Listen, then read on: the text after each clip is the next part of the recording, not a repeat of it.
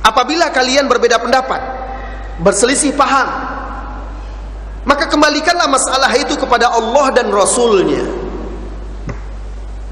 Kalau dulu di zaman para sahabat jelas ada Rasulullah SAW, di zaman sekarang tidak.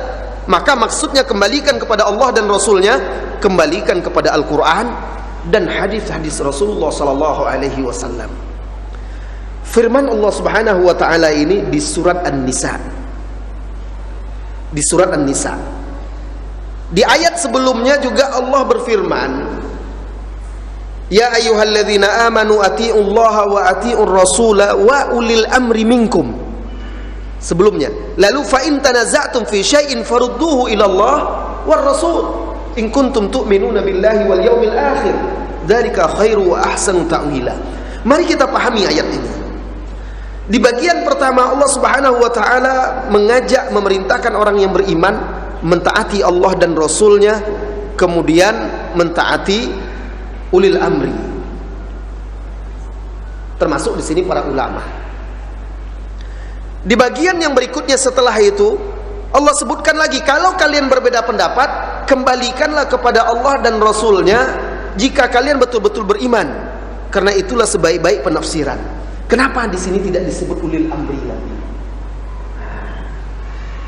Di awal tadi, ketaatan dan kepatuhan kepada ulil amri pun mengikut ketaatan dan kepatuhan kepada Allah dan Rasulnya. Selama ulil amri, pemimpin dan ulama itu mengikuti Allah dan Rasulnya, tidak menyelisihi Allah dan Rasulnya, itu kita patuhi.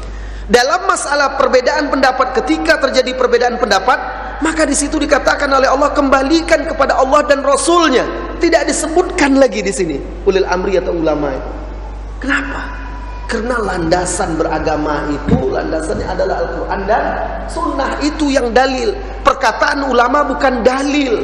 Perkataan ulama itu jalan kita untuk memahami dalil. Tetapi yang dalil, tempat kita merujuk itu adalah Al-Quran dan hadis. Maka yang wajib dipegang teguh itu adalah Al-Quran dan hadis. Adapun perkataan ulama, apabila sejalan dan memiliki dasar-dasar dari Al-Quran dan hadis yang sahih, boleh kita pegang dan kita ikuti. Makanya di situ hanya disebut kembalikan kepada Allah dan Rasulnya. Tidak disebut di situ ulil amri lagi, yang mana di situ termasuk para ulama. Karena dalam perbedaan pendapat yang dilihat adalah dalilnya. Dilihat dalilnya. Ini yang bisa menyatukan kita dan bisa meminimalisir dampak-dampak buruk dari perselisihan.